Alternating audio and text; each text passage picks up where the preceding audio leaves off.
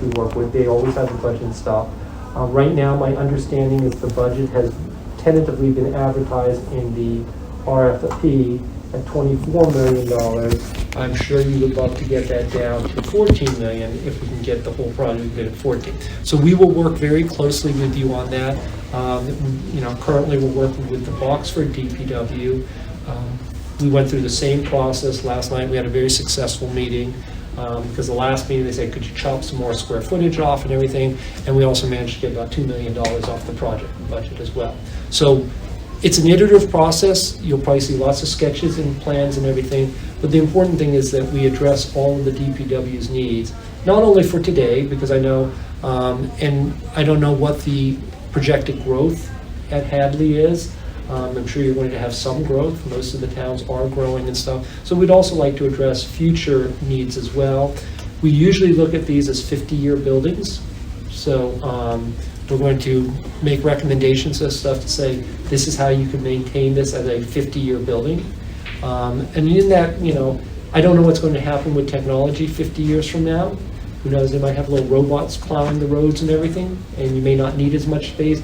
But currently that does not seem to be the trend, as evidenced by your vac truck that's sticking out halfway out the building. Currently the DPW vehicles are getting larger and larger. So we do try to take that into account too, so that you have flexibility. And I think if you remember at the interview, we showed you how we suggest sometimes tandem parking and stuff so that you can address those larger vehicles as they come into the fleet. As part of the schematic design, you'll have full building plans, you'll have a site plan, you'll have basic descriptions of the systems and everything, you'll have a detailed cost estimate. At that point, we'll also, do any further analysis on the zoning, codes, environmental setbacks, all of that, so that we can go in with a good number and everything, because I know the goal is to take it in May to town meeting and hopefully get the funding approved to move on to the next phase of it. And right now we're looking at that process is probably going to take about 120 days. If you look at the bottom of our sheet, we're assuming that the contract will be signed by December 2nd. I just arbitrarily picked a day, knowing that next week is Thanksgiving and everything. We'll probably spend about 30 to 45 days doing the site analysis, gathering the information, having the interviews with the various personnel at the DPW. Followed by about 30 days for the concepts. And again, we can talk about how many meetings we want. I would recommend that we probably not have meetings have meetings on like a 2-week cycle, because then that gives the team and everything time to do work in between and get that done. And obviously, so we'll be fitting Christmas and New Year's in there. And then, as you can see, basically by end of January, early February, we should have everything pretty much nailed down so that we can put the whole schematics together and get that budget finalized and everything, so you guys are ready to go for town meeting in May. And I think the goal was to get this all done by March. So that would give you April and May to plan for whatever you need to do. And that's what we're proposing on how we would approach this project. Okay. Question. You got the original design that was done by Weston Sampson. Mm-hmm. And I want you to know that we are by no means locked into what they proposed by any stretch. So we're hoping you very much think outside the box of what has been presented, so that, if you utilize that and come up with something great, that's fine. If you come up with something exactly opposite of what they proposed, we're willing to listen. Okay, we're not locked into this is what we would like. They've got ideas of what they want in there, how it's laid out. Let's see what you come up with. Okay. That's great.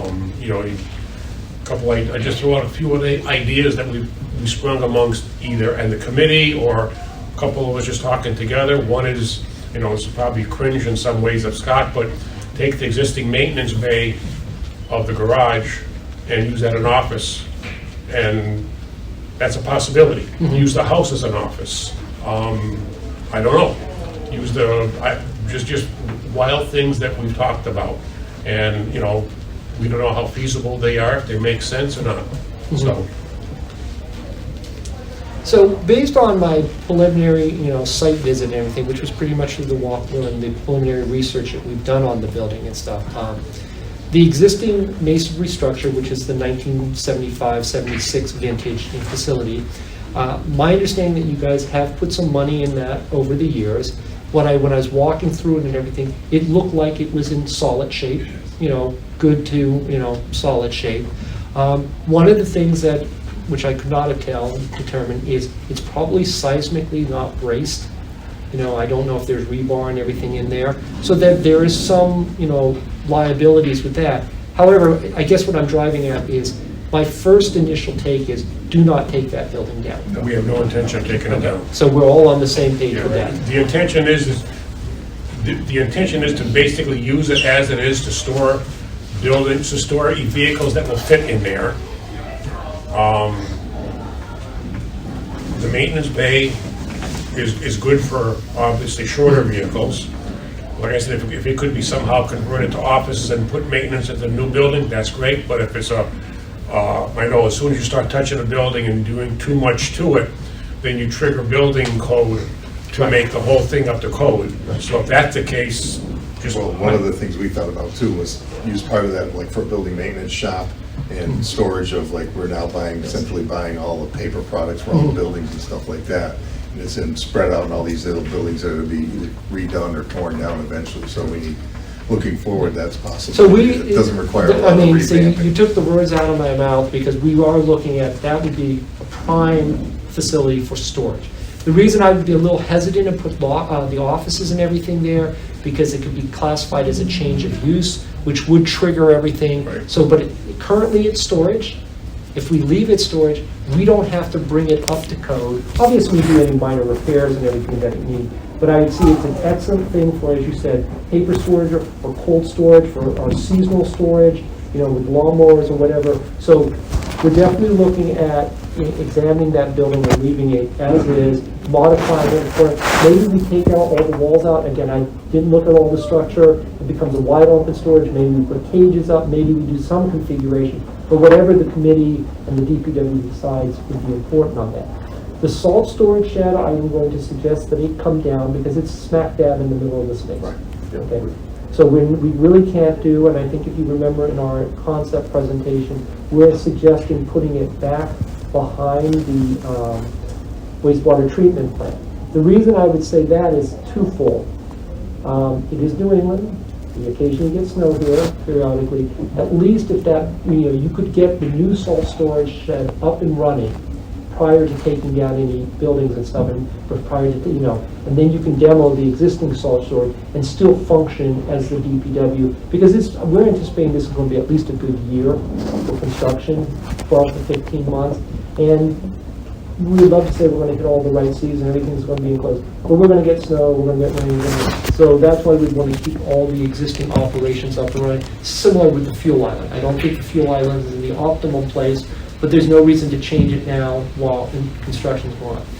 Yes? Just touch on the fuel island. So a few months back, we had our third-party inspection done on that, and it failed. Okay. There was some pretty significant cost to make the repairs. We have talked about this in the past, and the town decided to decommission the tanks. So I am going through that right now. Contractor should be out early next month to vac them out and seal them up for phase one, and we're gonna get some prices together for removal. So that should be done hopefully before the project goes any further.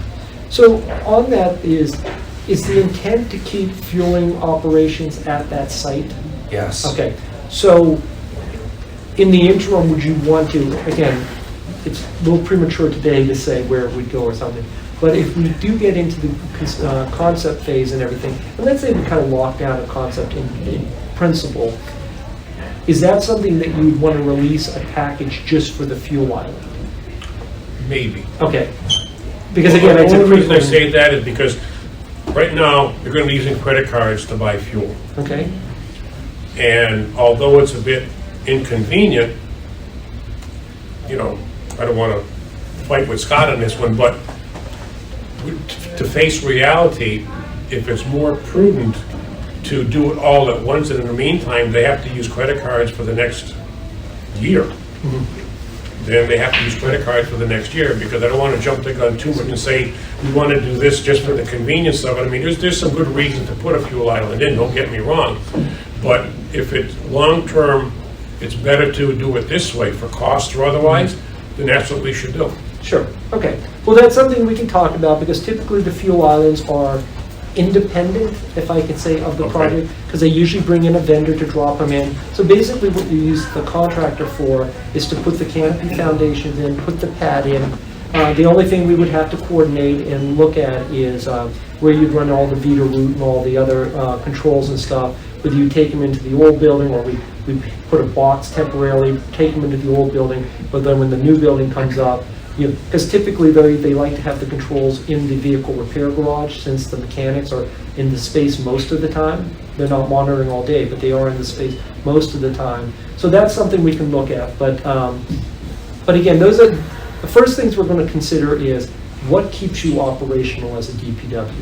And the construction, everything should work around that, not around the construction schedule. We work around your schedule. And yes, there's going to be some inconveniences and maybe a little less efficiencies and stuff. But right now what I'm seeing is the site can pretty much handle it fairly easily. I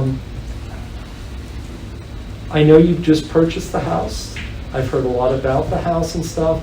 Our initial take, and again, we will have full discussions on it, your site will be better used if you do a state-of-the-art new DPW and not try to piece, because I can tell you, it will change from a residential use to a business use.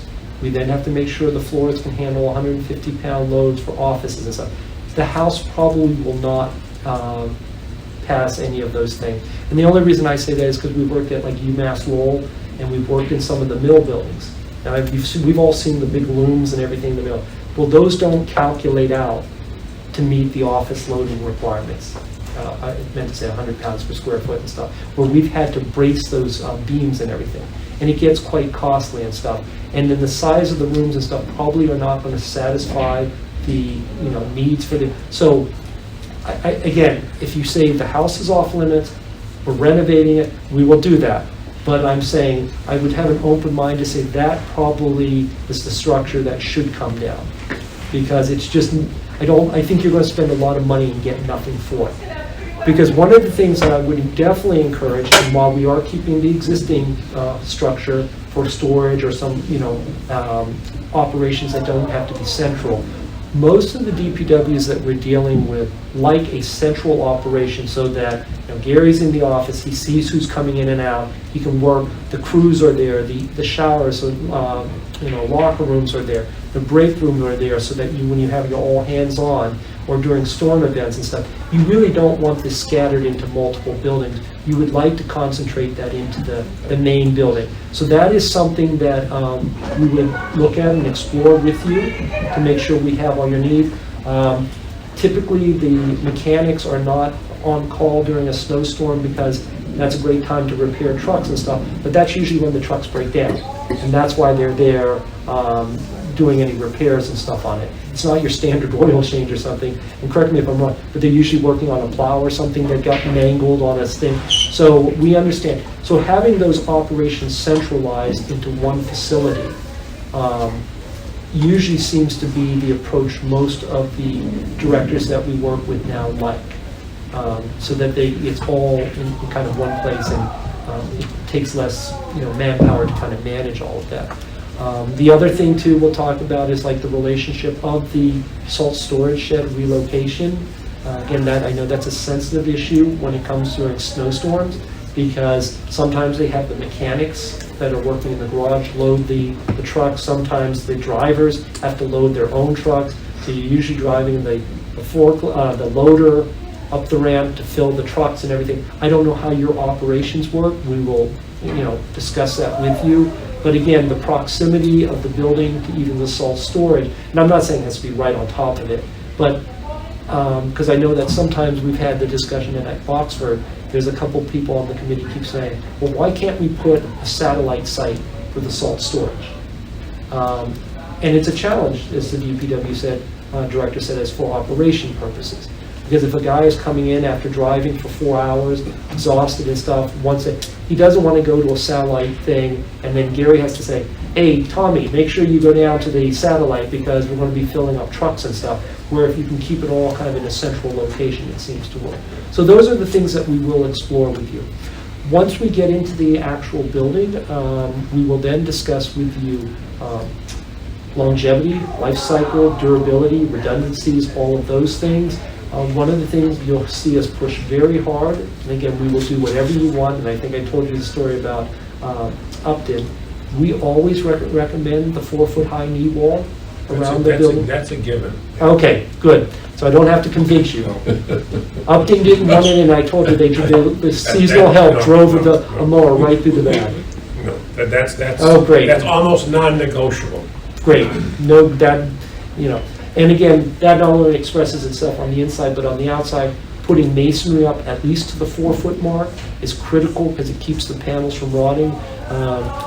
Scott, we're working on the Whitman, and it was a beautiful way of getting the corrosion at the bottom of the panels. The critters can move in and everything, so we don't want to get you there. We will talk about sustainability and energy use on that.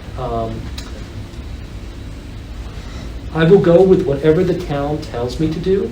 I know there's a push now to go all electric. We want to meet the building code.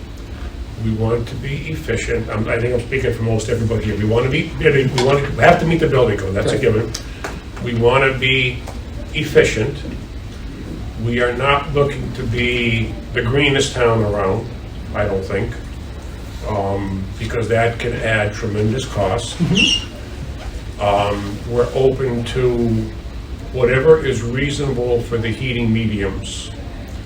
We don't have natural gas there, so it would have to be propane if it was gas.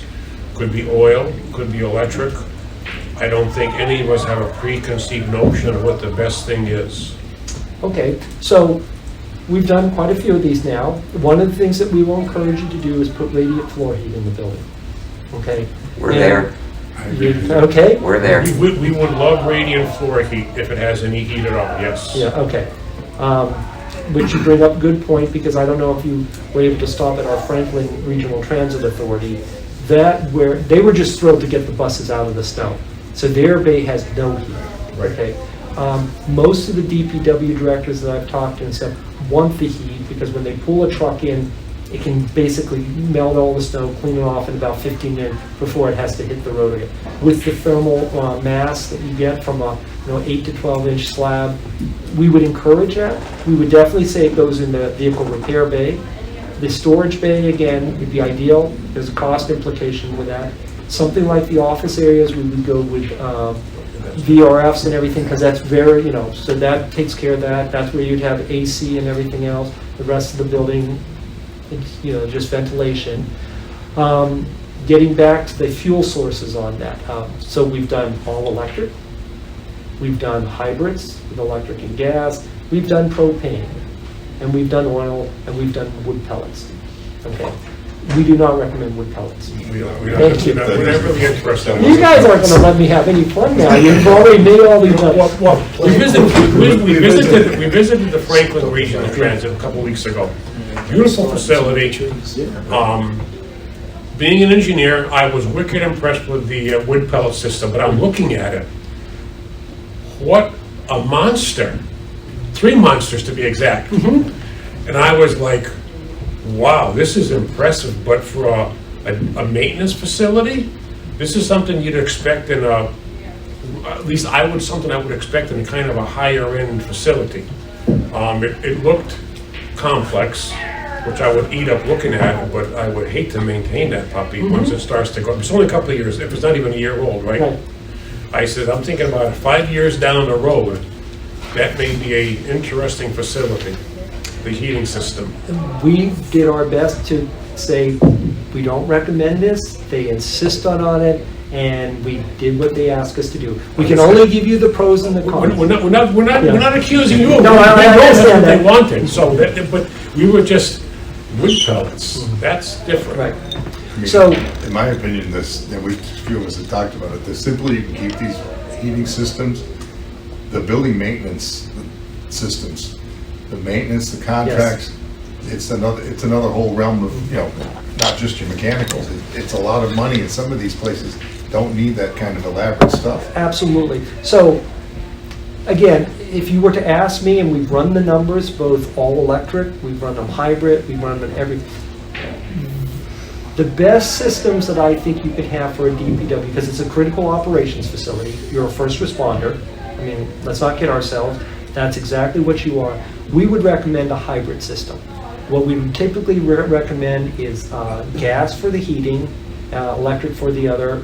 Seeing that you don't have gas there, then the question comes up is, do you use the oil, the propane, or anything else like that? This may be a very good candidate to take a look at whether we do a hybrid between like heat pumps and, I'm not saying an electric resistant boiler, or maybe a propane boiler, because one of the things we have to be careful about when we did the Bridgewater garage and facility is you can trigger where it gets too large, the propane farm, that then it becomes a whole nother project unto itself. So in this case, for example, if you did something like with a heat pump to heat the water for the radiant floor, you can probably run most of the time. However, those days that you have and the system is struggling to keep up, that's when you do the auxiliary with the propane boiler, so that you can balance the two needs out and everything. And if you're considering like no heat at all, then something like that system might be extremely effective for you, because what it would allow you to do is, if you choose not to turn on the heat, you don't turn on the heat. On the other hand, if you want, now one of the problems with the heat pump systems is it doesn't work like a regular system where you can throw this, you know, thermostat on. You basically set it on auto and it runs automatically. And when people start fidgeting with all the controls on it, that's when the system goes out of, you know, whack, and it doesn't work properly. So that's something we would explore with you. And we'll run the heating days and everything to determine what the optimum thing is, because we don't want to build another project by making a propane farm to make sure you have sufficient, you know. So that's why you may be a combination of electric and propane. I don't know how oil is out here, if you like oil. I think that's what we used at Montague, and it has its challenges stuff too. So my first choice would be natural gas, electric, propane, electric, oil, electric, all electric. I'm not convinced about all electric. I'm not going to. We've done it for Medway.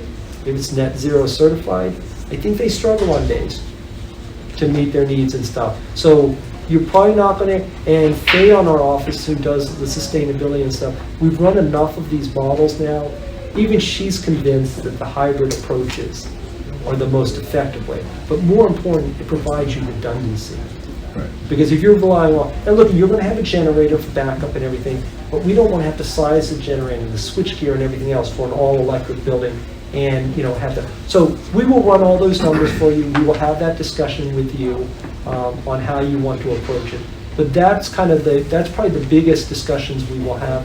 I'm confident we'll be able to get all the spaces that you need, the heights that you need, and all of that. It's really the approach on how you want to heat the building is the single biggest challenge. Can I throw something in? Sure. I'll go back to where Jimmy started about possibly putting the office in the current maintenance bay. Mm-hmm. I think that's a good idea because you have traffic flow. This first building you come to the office for people to check in or ask questions, whatnot, versus further down the road. I think we need to, if there's co-issues or I don't know that it would take $700 a square foot to renovate that area.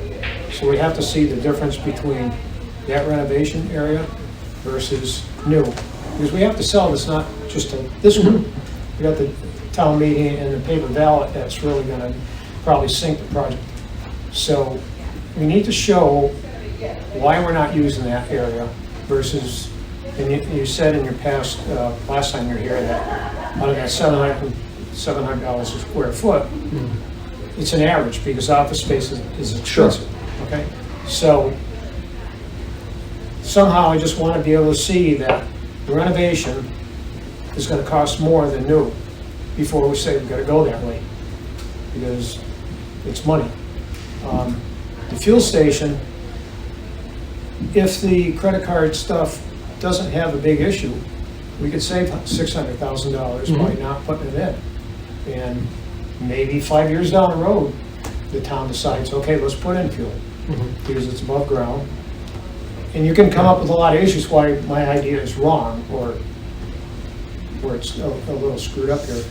But and then the other point is, you know, I know Gary likes the idea of the heated garage, as you stated. We have a heated garage. You can't get every single piece of equipment in there, but we can get a lot of the plow trucks in during a storm into that old garage where there's heat in the big section. So the town already has that.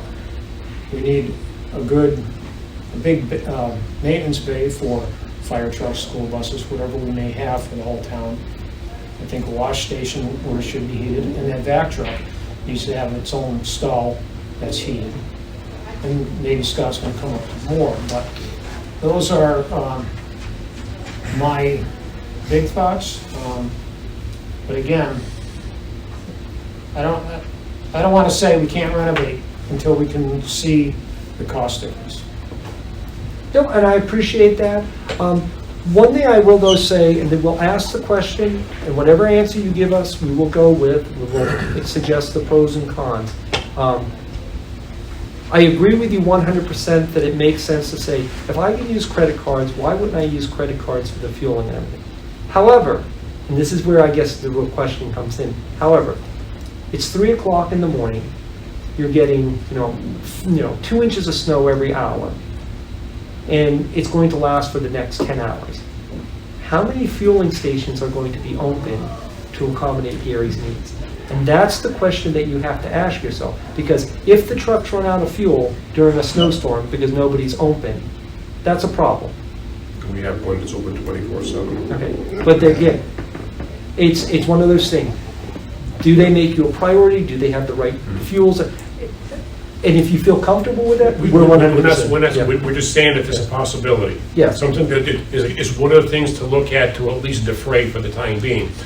You know, depending where the budget is, I don't know if it's a make or break. Right. No, But and it's something. These are things that we all have to look at in a kind of an optimistic or sensible view to say, yes, we love this. We absolutely have to have this. Or, well, you know, we can probably live without this if it's you know, and live without this.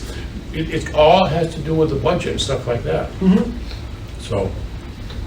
Well, again, we're not, I don't think anybody here, and we're certainly not suggesting right now that we have all the answers. Yeah. It's just, these are the types of items that we will explore with you through the programming and the concept phase, so that when we do put the schematics together, that you have a good sense of the direction of the building. And, you know, like with Boxford, I want to say we did 5 different sites for them.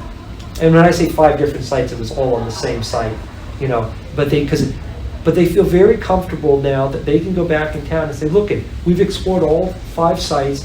This is the reason we landed on this site, okay, because of this. Same thing with their building.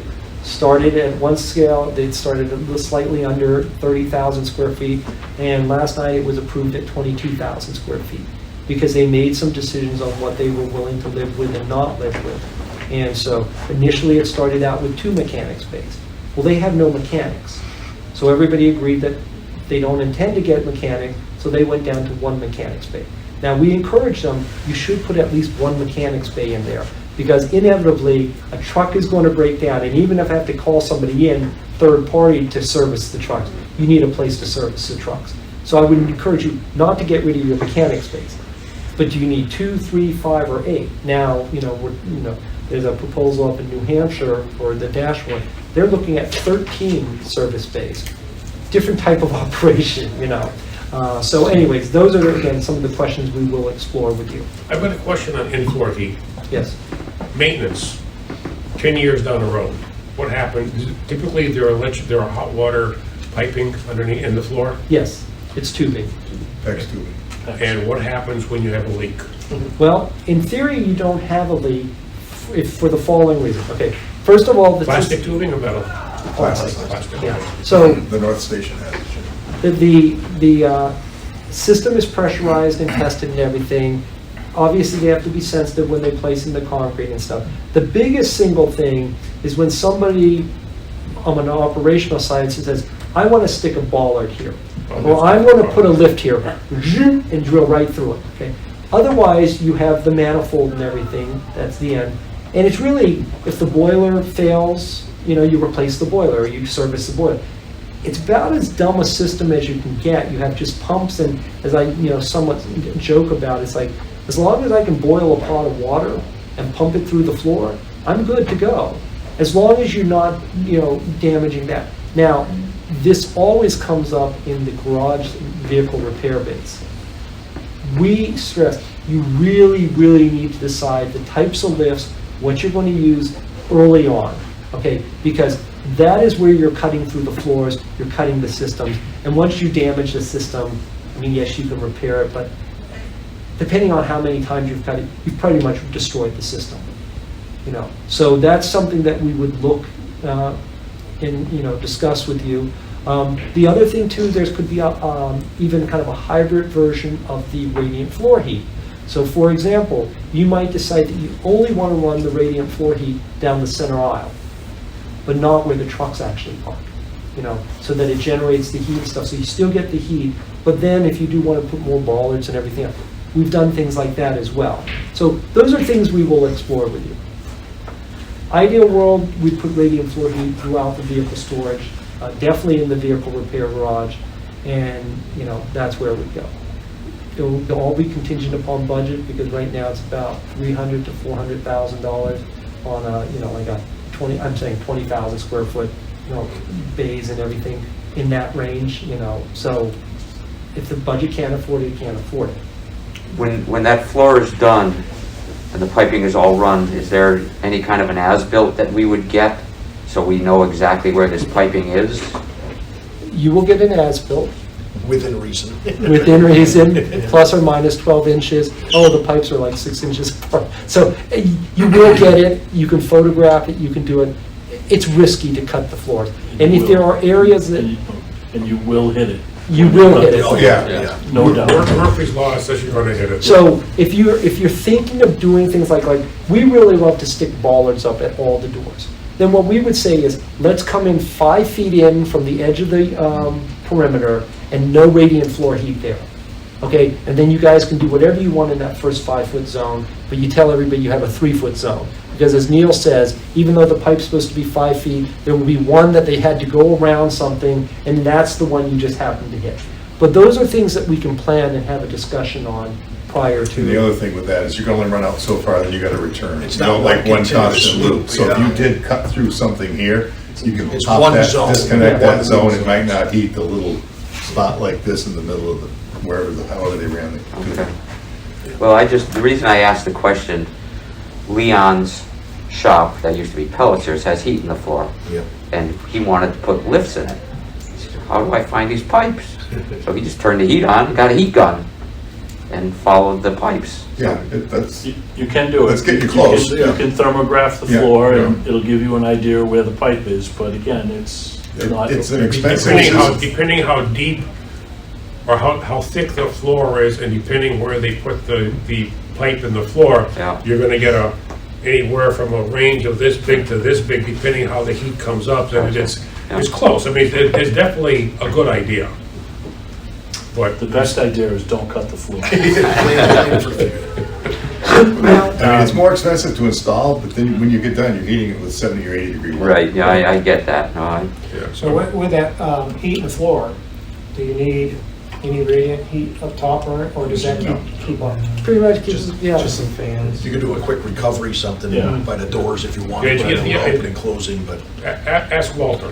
Yeah, we've had it for a long time and no problems at all. no. it's- He's actually it's got a the best- he's a best farmer. way. He's got a warehouse that's got radiant floor heat. Okay. And he thinks it's the key, it's the Yeah, cat's we me love out. It's unbelievable on a concrete floor. We've got it up in North Hadley Fire Station. It's just, there's no maintenance to it. Right. The boiler or whatever you're heating it with kicks on, the pump Well, kicks so- on, once it reaches temperature, it's One of the there. things that we strive to do, and, Neil's working with it, we hit like, was it 15 or 20% higher than the energy code required on Hudson? 20%. So there are going to be some things that we say and suggest that you do, real cheap, but really effective. We insulate the entire slab area. Some people say, oh, just come in the 6 feet and all that. Just insulate, because the $10,000 extra you pay or whatever, $20,000 to insulate the entire floor slab is phenomenal. Because now you keep that thermal mass working and everything. So that we can start achieving with basic systems, not anything special, higher energy efficiency in the building envelope. So it doesn't really matter if you put electric, gas, propane, or anything, because you just have a more efficient building. When I've installed in garage floors, you staple it right to the insulation and put your metal Yeah. on top and float it up. Well, in these garages, it's usually what happens is they have to put the reinforcing in. Sometimes you have 2 layers of reinforcing in the 12-inch slabs. Then we come in and we put the 6x6 wire fabric, so that then they can tie off all the things. And everybody hates it and everybody complains. And like you said, it's a little more expensive, the initial cost, but it does work very well. And then, of course, it's got antifreeze in it, so if it ever does go down, it doesn't freeze. Yeah. The PEX doesn't explode. Yeah, It's and going twice its I will size. tell you, I have it biased. We will do it, but please don't ask us to put air curtains up. I am sorry, we did one in Revere. It was a nightmare. It was a nightmare. It's not worth it, in my mind. You want to put some auxiliary, unit heaters or something, that is great. It's just not worth putting the air curtains in. So I don't see anybody too excited and wasn't offended by that. Okay, great. Jim, can you speak to the known deficiencies in the domestic water in the street? Where, I don't know that it was flow or pressure, but There's adequate water for regular use, but there is not adequate water for sprinkler system. Okay, We're gonna need to run a new water line from the intersection of South Middle Street and Bay Road all the way to this garage. and do you know how much that's going to estimate? I 300,000, 400,000? Haven't gotten. haven't really done it yet. Here would be my suggestion. Price that up, and if we can see what it is, you may want to go with cisterns and a fire pump. That's what we're doing at Boxford, that's what we did at Berlin, that's what we do everywhere. Because the system may just be cheaper to put cisterns and a fire pump. Because you'll probably be looking at a 20 to 30,000 gallon cistern, on the site, either below the building or on the site, with a fire pump, okay? The water just sits there, and it's only needed for an emergency, all right? If there is, and there shouldn't be any leakage, or if there is, whatever, loss that you have, whatever you have, I don't know if it's a 2-inch line out in the street or a 4-inch line, you'd be able to tell me. At least you can keep filling that with the cisterns and everything, so that you're always ready to go.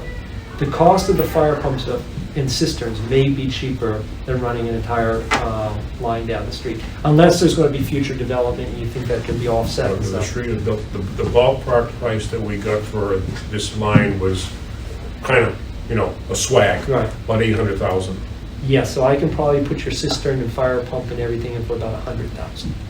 But does that, for the future, clear up an old water line at the same time? Yeah, it does. I mean, so putting the cistern in, the fire pumps, whatever, does nothing for our system. Nothing the rest of The rest of the pipeline there is, pushing 80, 100 years old, and that's never gonna change. It's gonna have to be looked at and addressed. Older, Yeah, eventually anyway, so it's a moot point. I mean, and then with the fire flow right now, we can't even open the fire hydrant at the end of the street and run the water in the building. There Okay. is none. So I don't even think it would have Fill the adequate cistern fill if there was to a fill the fire. cistern. Well, I text you when you're flushing Yeah. fire hydrants Yeah. because we had low water pressure. So then the question comes up is, would replacing that water line down Middle Street, is that part of this project or is it a separate project? We don't know the answer to that. I think it's really, the way we've talked about it, it's gonna be both. Yeah, we don't have a good answer for that one. Okay. It may be split between some part of this budget and some part of regular town maintenance program. We haven't really Okay. looked at that yet. But using that as an option is a good comparison to town meeting.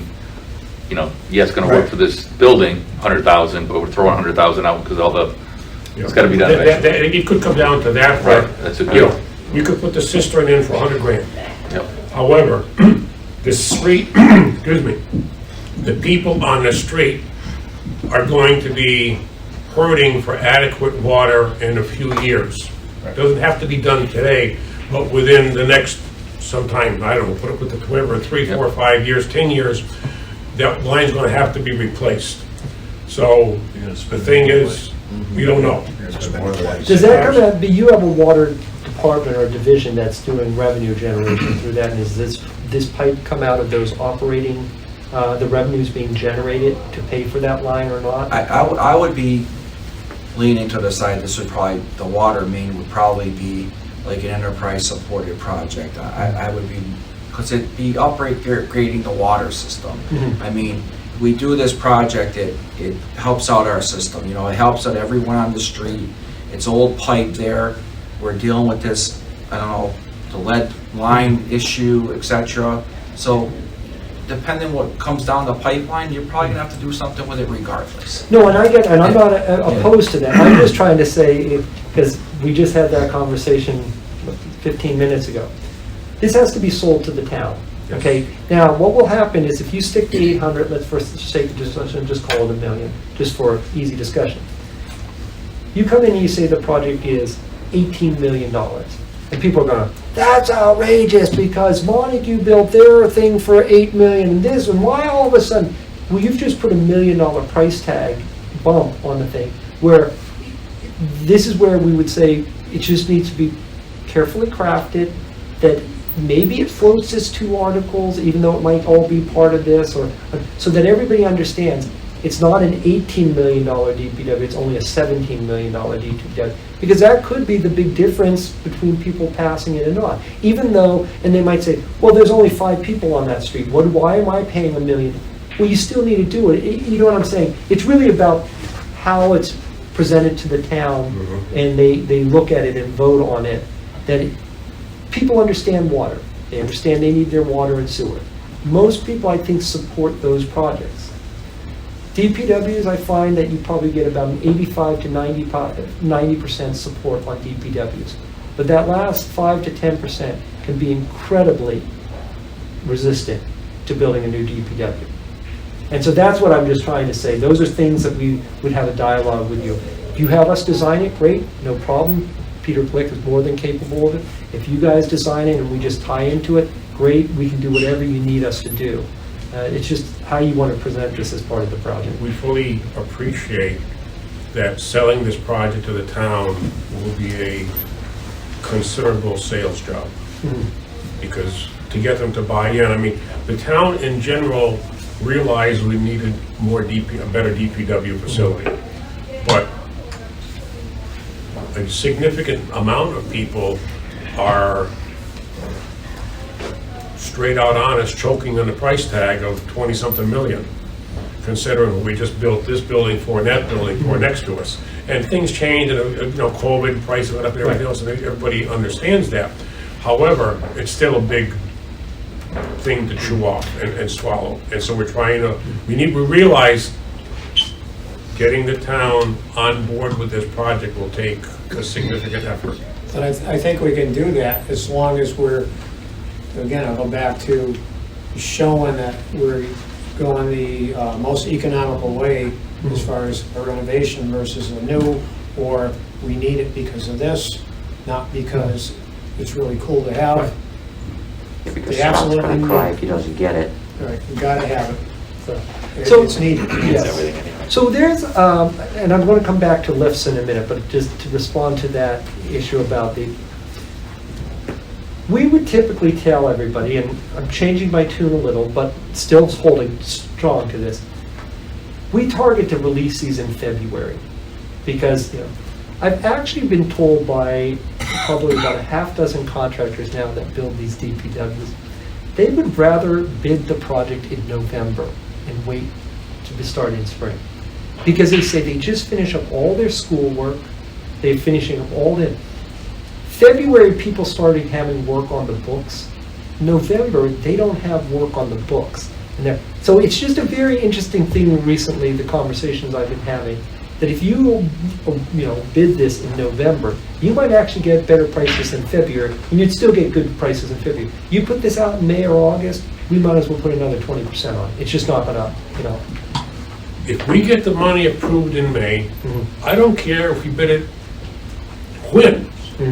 Getting the money approved is critical. Once we get the money approved, then we can very well discuss what the best time to bid, to open this up to bids is. So let me ask you this question. When you put this out on the article for the town, you're going to ask for the whole nut, design fee, soft Everything. fees, okay. Yes. And so, because I know that some towns do it differently, they just ask for the design fee. I know a lot of towns like Groton and stuff, the town manager won't even go to town meeting with a price unless he has the price in hand. Because we've worked with him, and it's like, you will have a bid price so that you can take that to town meeting. So nobody can sit there and say, well, what happens if the prices come in, where do you come down, So we've worked both ways, and I just wanted to confirm. So you are going to go for the whole. We're gonna go for the whole ball of wax in May. Okay. Okay, we're not gonna have a design, we're gonna have a schematic design. Yes. So now we're gonna have to design it. You're not gonna design the building in 30 or 40 days. Right. It's gonna take a while to design this Agreed. facility.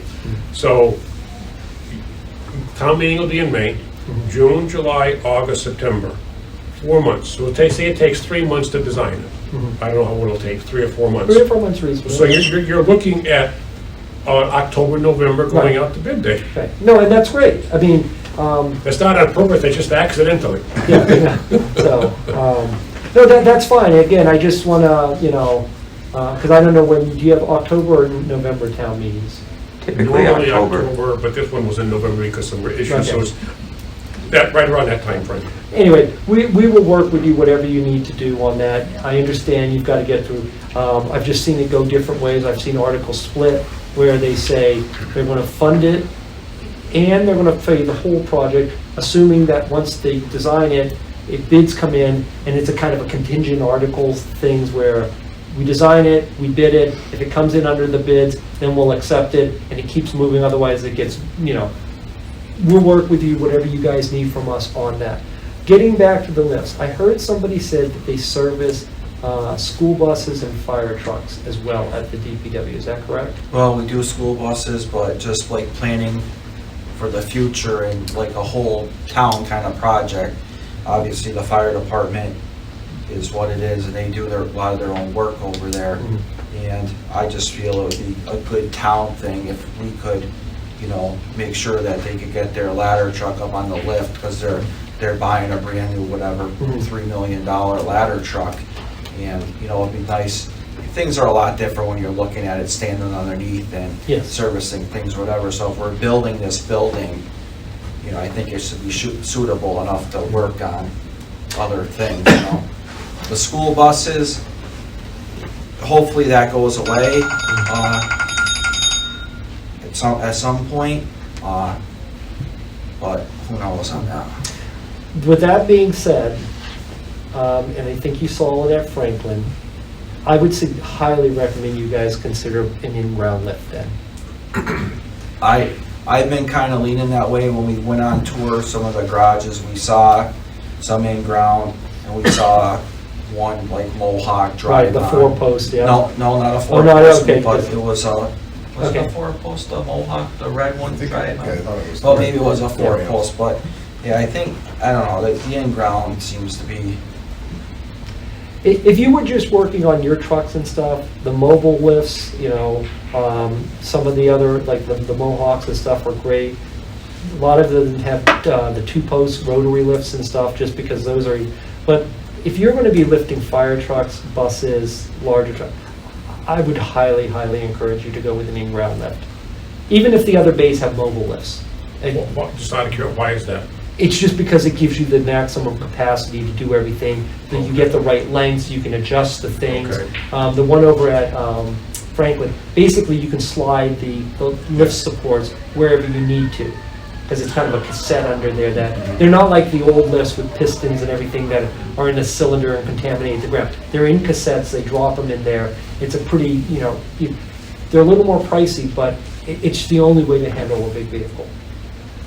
I mean, I like the way they kind of look, and otherwise you got these big metal ramps, stuff's Oh, going yeah, down. yeah, you have gotta all clean that. under them, clean underneath them. If salt gets on them, they're gonna start rusting. Right. It should, after a few But on the years, other it won't hand, look it's like the it cost looked of them, because they're almost double those other ones. Right, But, but it's not like we need half a dozen of them. No, I wouldn't, but if you're seriously considering service larger vehicles like that, definitely recommend an in-ground lift. I think it's very important that you do what he's saying, because the guy that's doing all the mechanical work for the fire department, next week he could be gone. Right. And then what? So you contract out, or you bring it to the new facility, and if you have the correct lifts,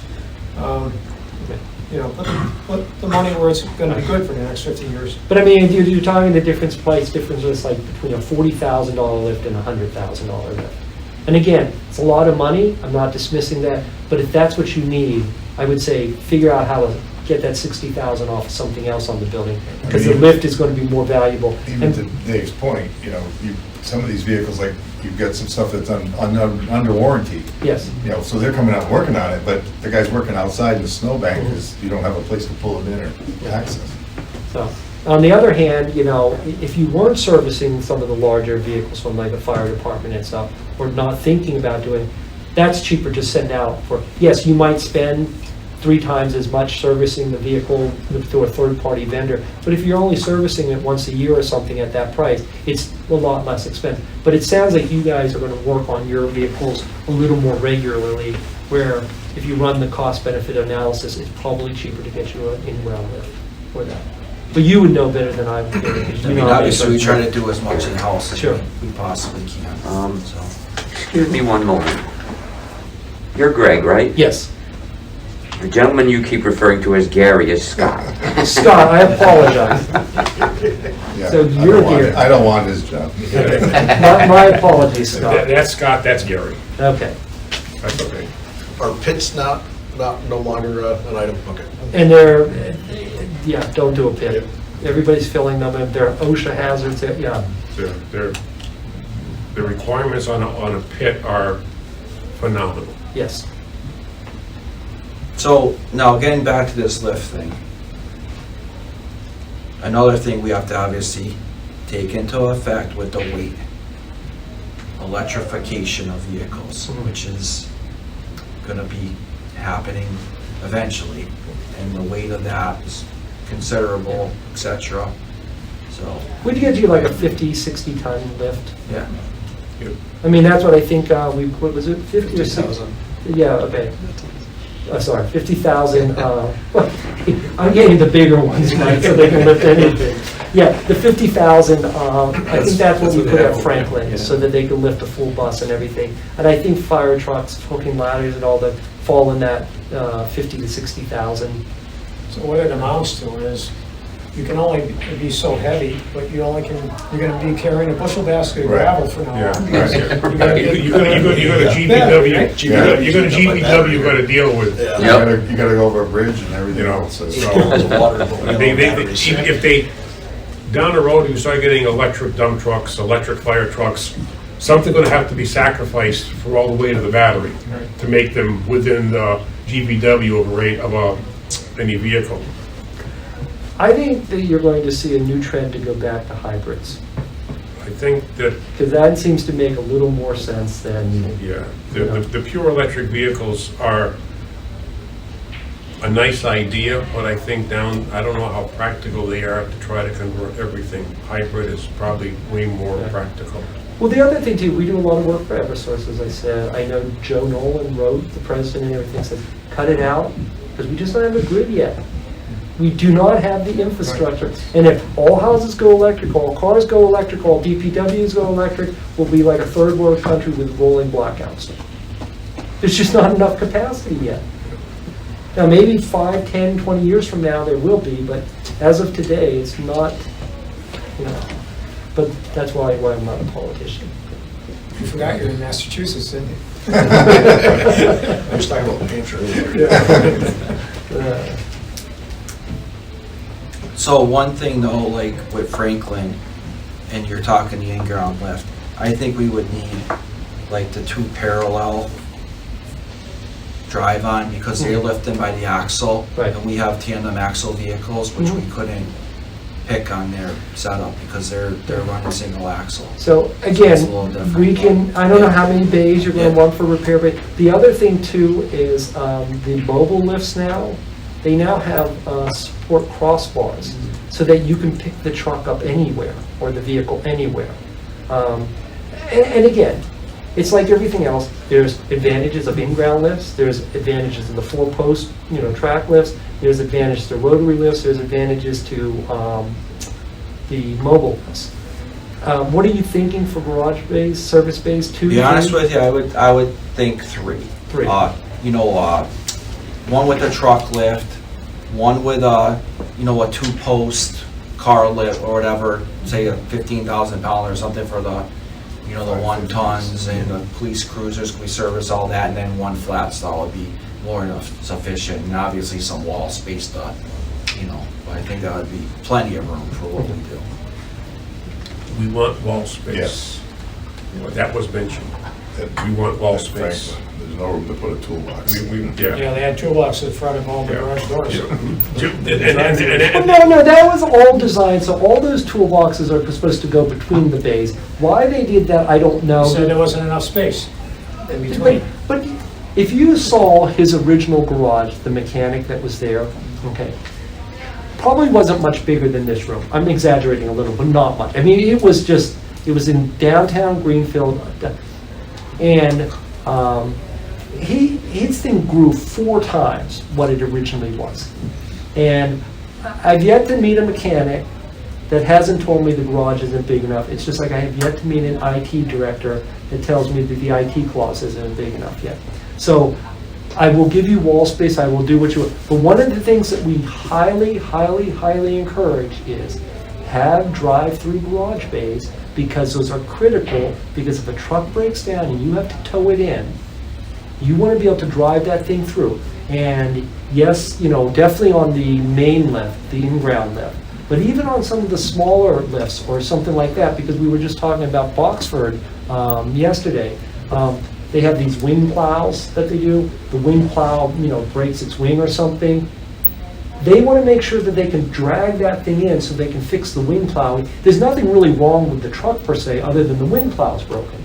So we will highly encourage, if you say no, we're okay with it, it's pull through. I'm gonna say no, because I think that we own enough iron to get something in the garage, push it in, whatever. Fine. That I think that's kind of for what we have now going. We made it all this time pushing things in or whatever. We got plenty of equipment to push a dead vehicle in the shop. Maybe if it's the end and you have a wash bay and 1 bay that goes through, but I don't think all.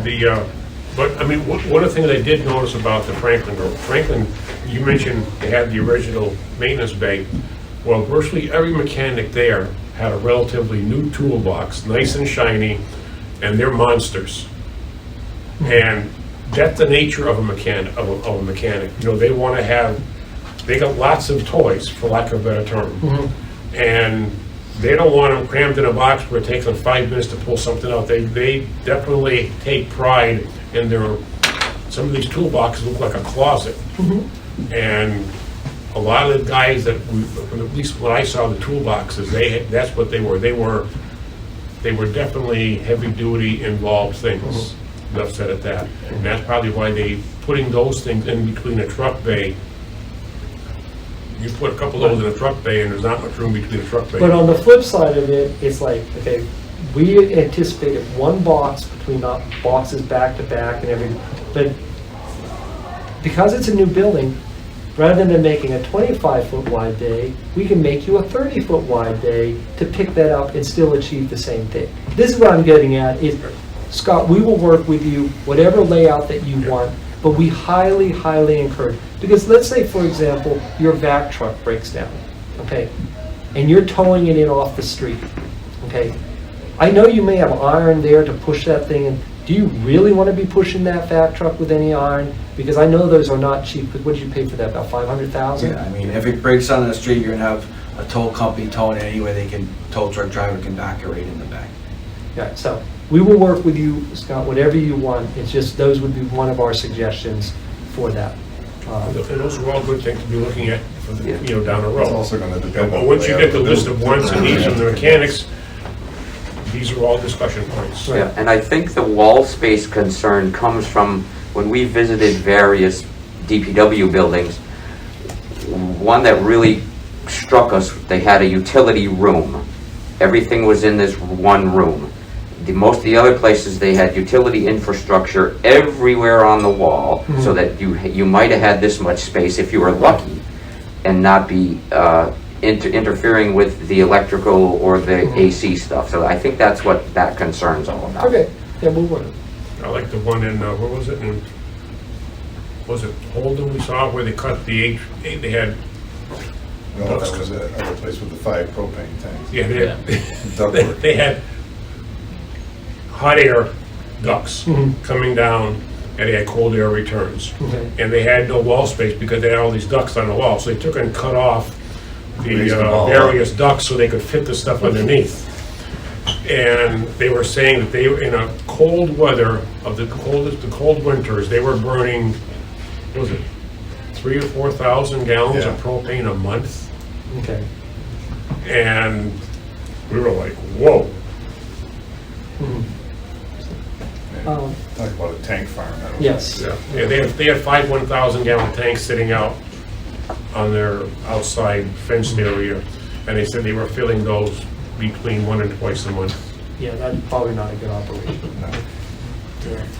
And then you will find that we're pretty flexible on everything, but there are going to be some things that we have learned that we'll probably just put our foot down on, okay?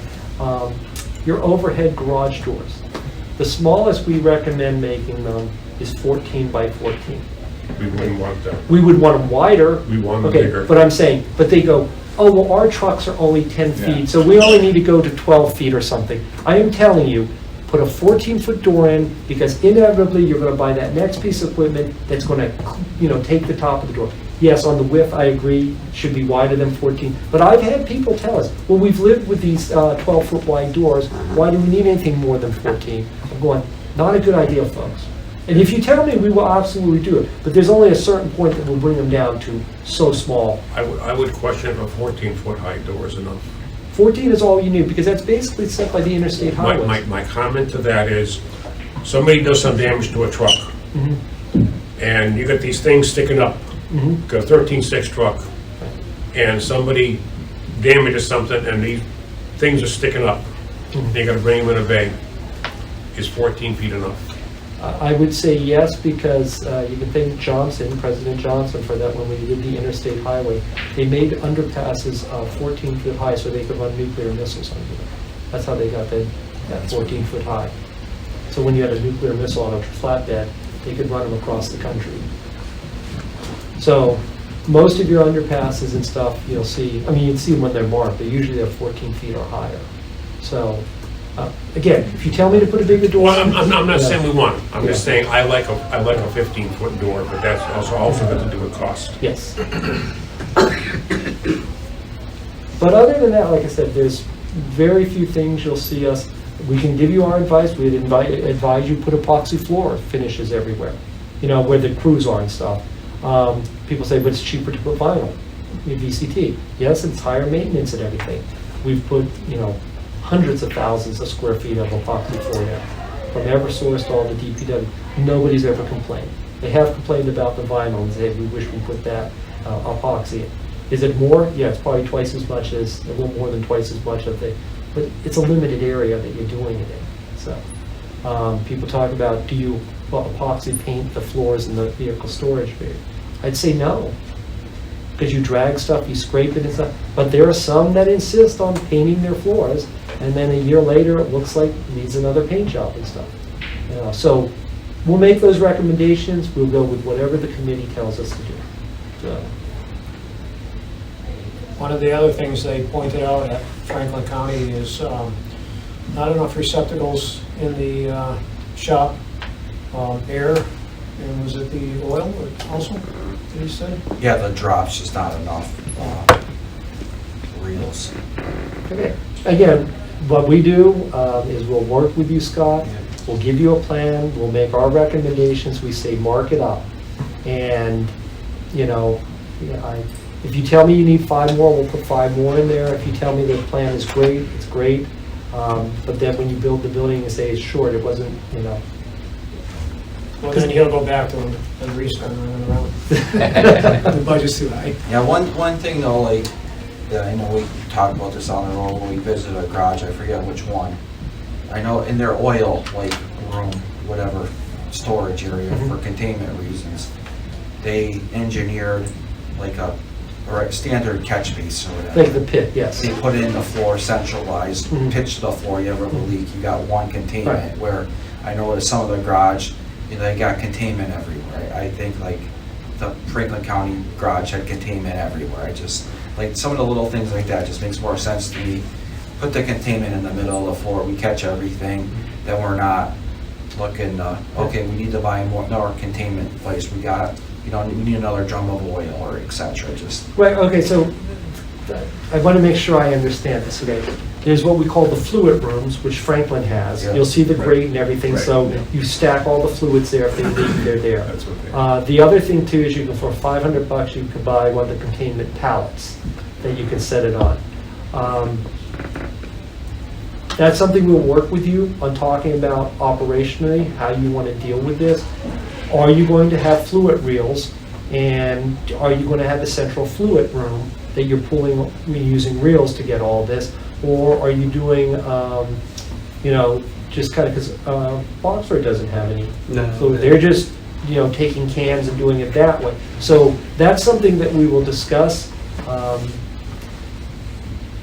We really do appreciate a lot of the input from the mechanics, but we would like for them if they could tell us up front what they want, because Neil and Scott and I are dealing with Whitman, where they decided that they didn't like the lift that they had specified, and it's hard to change now because we have helical caps and everything, but they could not recess it the way they wanted. We had that discussion, it just seemed to have not registered at the time, and then when they're seeing it being built and everything, it's a little bit more of a challenge to deal with. So we would encourage you, Scott, if you can get your mechanics to even now, we ask them, where do you want to plug in your tire machine? Where do you want to do your balances? Where do you want to do this? And even if he tells us that, we'll probably add 5 more receptacles and we'll be accused of still being short. And that's what we just need some assistance on. Yeah, but that's all down the road for the design. That gets down, yes. Okay, yeah. But even on the schematics, we should know this, Right. because if you want, hypothetically saying, 5 containment areas, then we should build, because those are costly, as opposed to, we want one central one and we'll put pallets the rest of the place. I would say one central containment area for everything. I think it simplifies everything and everything that goes along with it, to comply with you know, DLS and et cetera. It's just, if it's in one spot and it's properly labeled and et cetera, it just makes life a lot easier. But then there's like something like the hose reels. Do you want the hose reels at all 3 bays, or would you only put it in 1 bay to save? See, those are the kind of Yeah, see, questions. like for us, if we're going with 2 lifts, I'd say hose reel in between the 2 bays. Right. You know, with. And then the third lift, the third bay would just be on You know, its own. flat bay, Yeah. yeah. Just, it is what it is. Just work on Okay. whatever. So. Anything else, gentlemen? And most helpful, thank you. No, we're excited. Thank you for selecting. Next meetings, Next meeting. Well, I'm going to review the contract and everything. okay? And get that, like I said, on my schedule. I have us getting this, I'm assuming the contract and everything's going to be signed and ready for early December. I just haven't put December 2nd. I will not be working Thursday and Friday of next week. You know, I just decided, Neil said, why don't you just take off and go fishing those days? So Neil and I are going fishing on Thursday and Friday. I'm not sure Where are you going? Fishing for turkey. Fishing for turkey. So next week, I'm assuming most people are checking out Wednesday morning at noontime. And Yeah, next week is obviously. yeah, so, but by that time, we should have the contract. I will, what I can do, if I have any issues or things, I can obviously email you and take care. Don't anticipate any issues with that. We'll sign that, get the certificates of insurance and everything. Then what we would like to do is go through the information we have, the plans that you sent, start that, schedule the asbestos survey, and then it really comes down to when Scott is available, because we would do a walkthrough his current facilities. If we can sit down and schedule the various, I call them departments, I don't know if you have departments, divisions, or sections, or technically how you consider yourself, because I know they use it, they have like the fleet, and they have the, the repairs and stuff, So we'll do whatever you need, but if we can sit down with all of your foremen and stuff, and we can schedule them either all in one session, or we can do, like we did with Shrewsbury, go like every hour with a different group, and if we spend all day with you, that's fine, just to get their input and everything, so we can start pulling that together. And that's what we'd like to get done that first week, early December. First week, so that the week of December 2nd, you'd like to try to get that done. I would like to sit down, see the facility, sit down with Scott and as many of his personnel. We can start, obviously anybody on the committee is welcome to come to those, but they're pretty, boring, because we just say, hey Scott, how many vehicles? Do you have a vehicle list? I'm sure you have a vehicle list. The age of the vehicles and everything is very helpful. We also ask that you start identifying critical power requirements, because I don't know if you use a plasma welder or something like that. Remember that one? Yeah. So Our street has big power on it because of our SOAR yeah, right. plant out back, so I think there's, is that The garage has 480? The garage has 3 phases, because actually, Okay. the lift motors, the garage door. There's plenty of power on the street, so that's not an issue. It's a Yeah. matter of just making sure there's enough, like you said, No water. a number of outlets and a number of certain powered outlets. So we'll work with that. We'll start to probe the issues of, I know you don't have a wash bay now, but what you want for your wash bay, They have different ideas on yeah, that. so we'll deal with that too. And it's really, we just have to get our hands messy and figure out what you have first. We'll start to put it in organized things. We're not one, and I'm just telling everybody, I see Weston and Sampson has its tendency, because they have their standard format, where they make a little floor plan of an office and they put it, and it's about a 6-inch thick, We don't do that. We just put a matrix together very quickly to identify, because what we do know is trucks and layouts, grids and everything all adjust a little, so we don't try to take the 10 by 10 office and then plug 5 of them together and say, there you have 500 square feet of office. Because depending on how the operations run, it might be a 600 square foot office, it might be a 300 square foot office. All I need to know is I need 4 cubicles in there and 1 private office. So just sharing that now, that we do it just with a simple matrix, and obviously we attach any equipment cuts or something that help clarify what we're trying to say with that. And after that, we'll probably do some, even though we're still doing the investigation, start laying some things out, just to get feedback from Scott to say, yes, I like this traffic flow, this will never work for me, because that's not what we do, that's not, and then we start that. So it's all going to kind of grow together, but the first thing is to get all the investigatory work done. Okay. So, you can deal with Scott on setting Oh, up okay. a convenient time. We don't need to go through me or anybody else.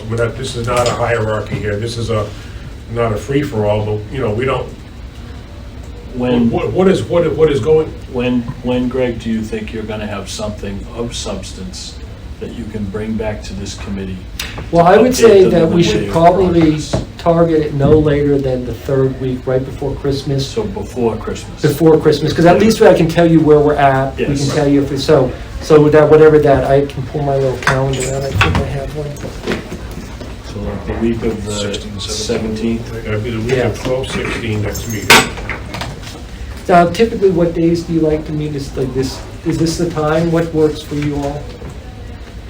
I can, Dave and I are pretty much free because we're both semi-retired or fully Okay. retired, so we're available. It's up to the rest of these people what's good for them. Pretty much any time. I mean, we're all here today at 1:30, so Is that obviously okay we for can you? make I'm it work. flexible, yeah. Yeah, 1:30, okay? Yeah, rainy day. Depends on the weather. It's gonna get cold, man. It's cold. Rainy day, that'd be snowing. Yeah, so pick a rainy day. Pencil in for that Thursday, just Okay. like today. That's the 19th. 12, what, the 19th? 19th. Thursday, 19th, 1:30. Okay. 12/19, 1:30. Want to go see if there's available again? And then I call 19. I have to get to a Zoom. Okay. So, Be the time. Thank you. I don't know,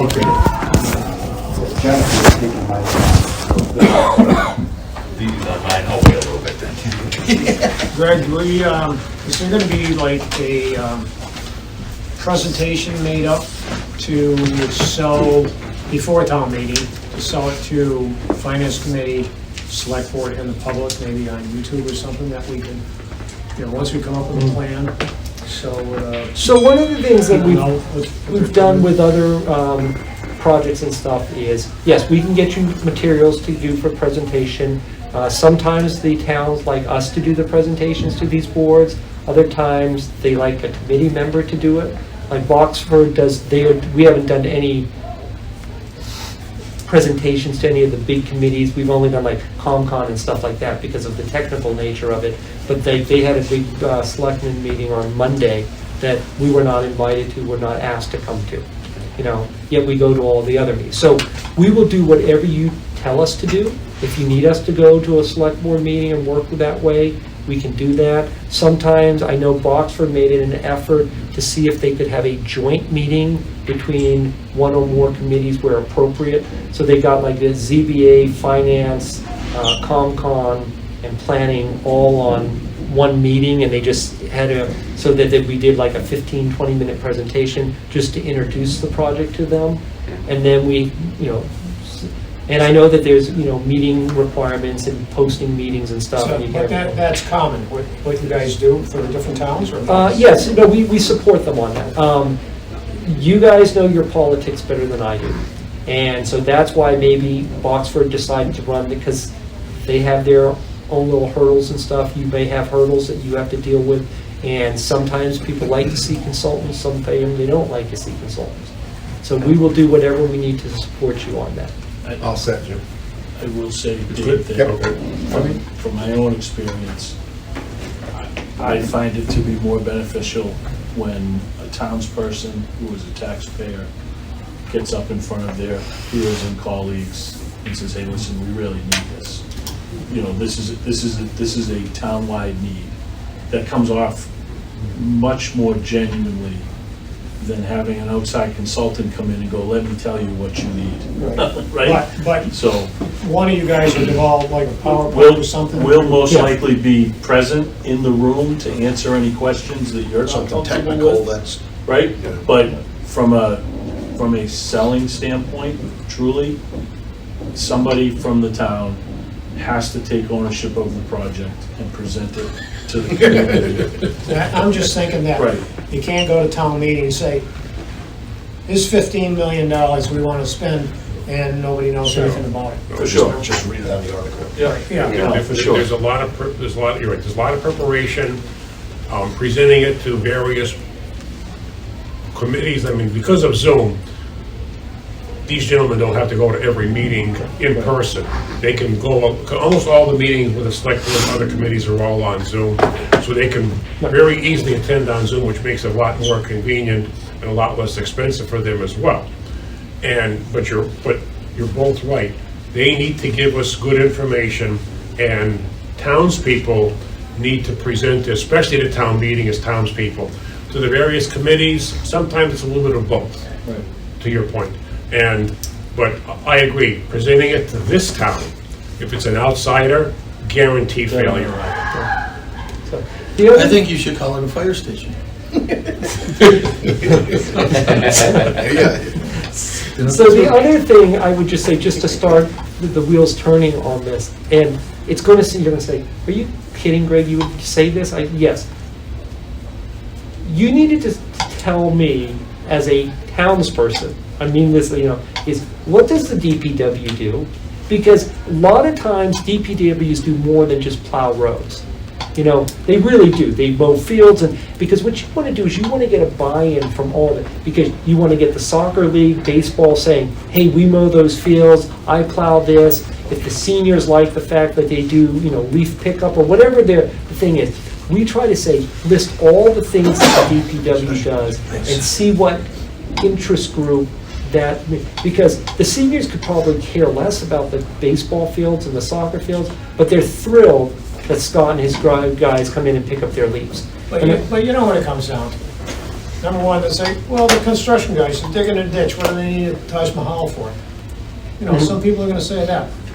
All the other good things that they do, somebody's gonna complain about the one thing that they didn't like about it. Agreed. So But sometimes they can't win. Yeah, we also have to remember, guys, that we've been doing some of this already. To get us to this point, we had to sell it to the town. So this is just a continuation of what we've been doing. I also recommend, and we've done it every DPW, is to have an open house when the weather's a little nicer. We had one in the fall. Yeah, and have multiples of those if possible. But I mean, I will have to say, your facilities are not the worst we've seen.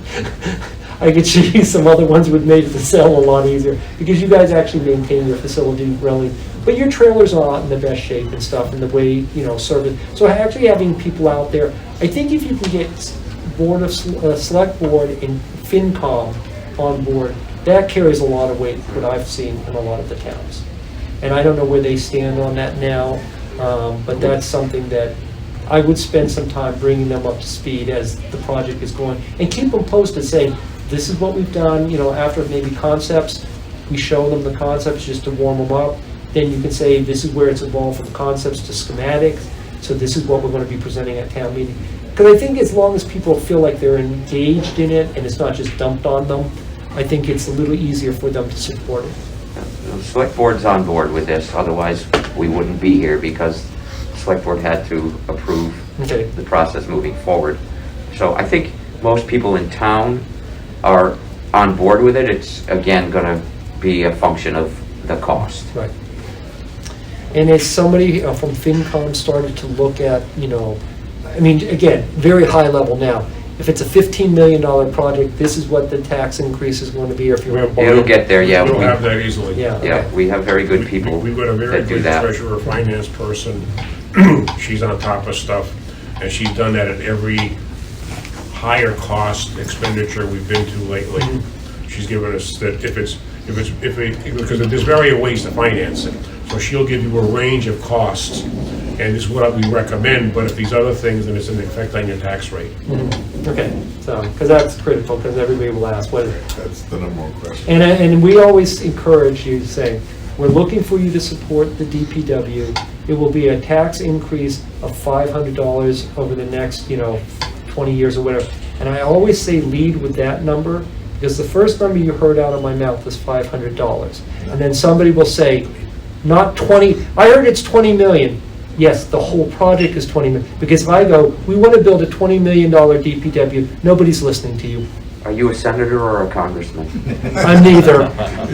I'm neither, but it's true, isn't it? They hear that first number. Because I'm very impressed that you even remember the number I told you about the cost of a square foot for a DP. That's what people remember. They remember the numbers. So. Would you like to set up a date for the DP, for us to meet again, or the first week Yeah, of December now, or? Can I get your phone, or we can do it after? Wait.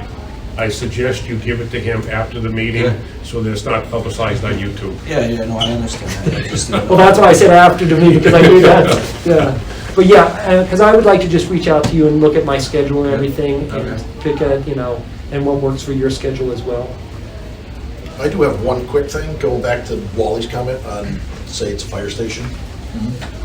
I don't know if you're aware or not, but right now, we have a wood building, vinyl sided police fire station combined, Okay. bursting at the seams.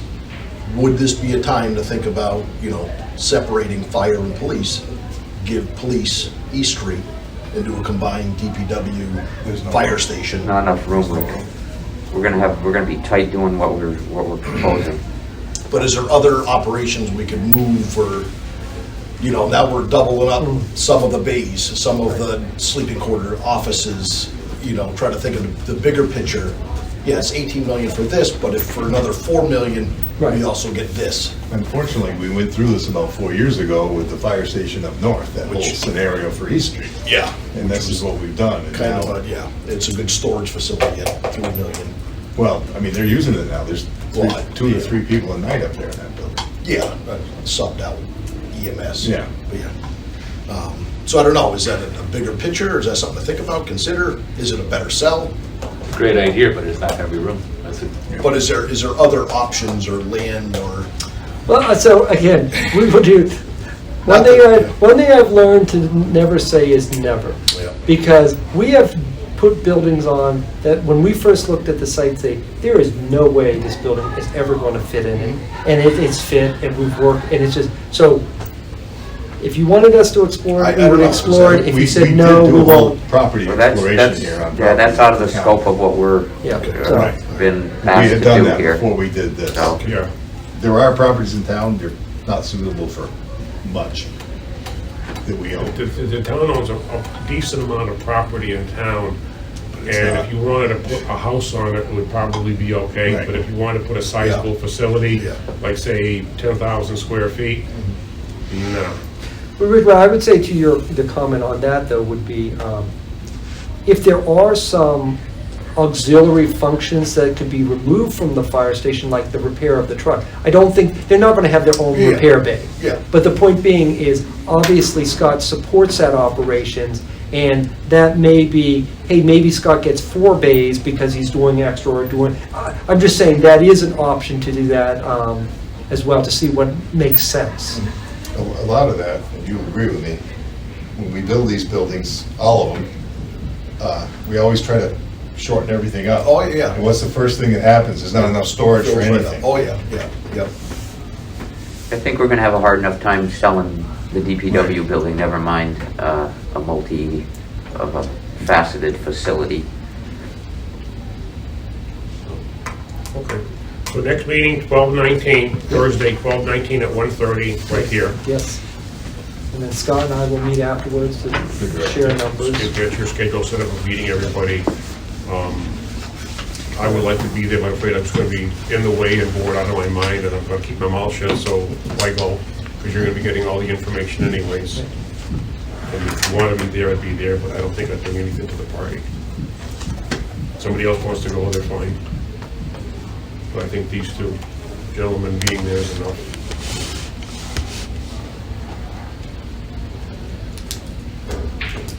Anything else? Again, thank you for selecting us. We're very excited. We're looking forward to doing this, so we appreciate it. Thank you. Motion to adjourn?